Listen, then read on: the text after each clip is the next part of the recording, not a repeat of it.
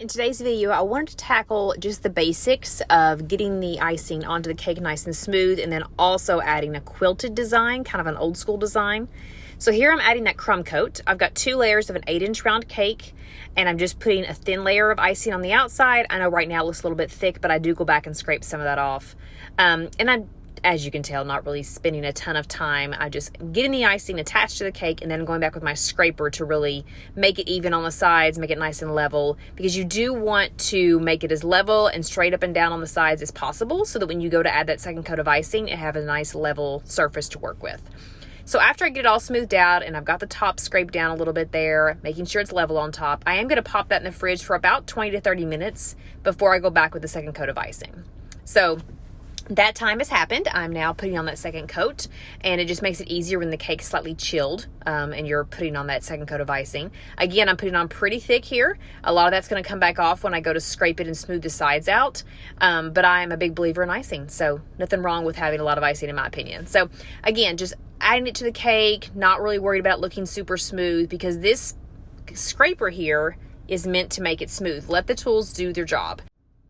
As you can see, I just added a little bit of icing and a few dollops around the base, and that's because I hold my cake spatula and scraper at a little bit of an angle, and so I do have to add some icing to the bottom just to even that back out. But basically, you're doing the same thing as you did on the crumb coat, just taking a little less icing off so that the cake is not see-through. And I'm going back, pulling in that top edge as you normally do.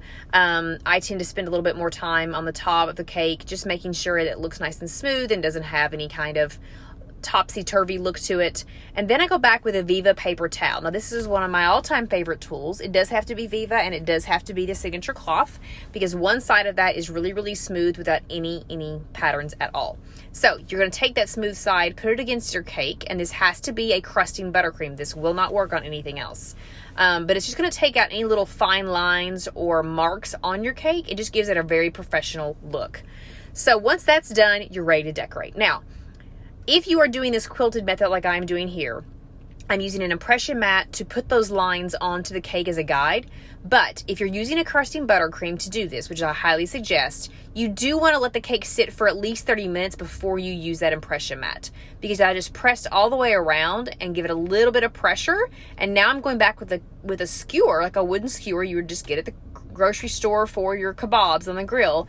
And I'm going back over those lines to really make them more prominent and to make them a little bit more of an indentation on the cake. But now I have the guide from the impression mat so that my lines are all straight and match up. So that's what I like to do. There are other mats you could probably use for the impressions that maybe dig into the cake a little bit deeper, but I like those plastic ones. I've had them for years, and this technique works perfectly fine for me.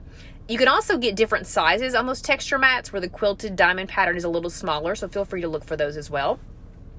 Once that's done, I go back and add a few dots where the points of the diamond pattern are, like basically where the lines touch. And I'm using a really pale pink in this cake, and I'm using a number 4 tip. Now you could make the dots much larger, and I've done that before on cakes that really want a more fun, festive look, where I'm doing the dots a little bit darker color or brighter color. I do tend to go with a larger dot, but they wanted this one to look a little bit more feminine, so that's why I'm using the number 4 tip for that pale pink.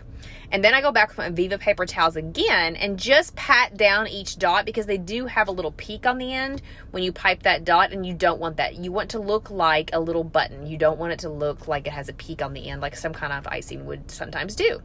And that's basically the quilted look. And you can do this with other impression mats where you imprint the cake on the crusting buttercream and it leaves that imprint on there, and you can go back and pipe over it. But this is the finished product.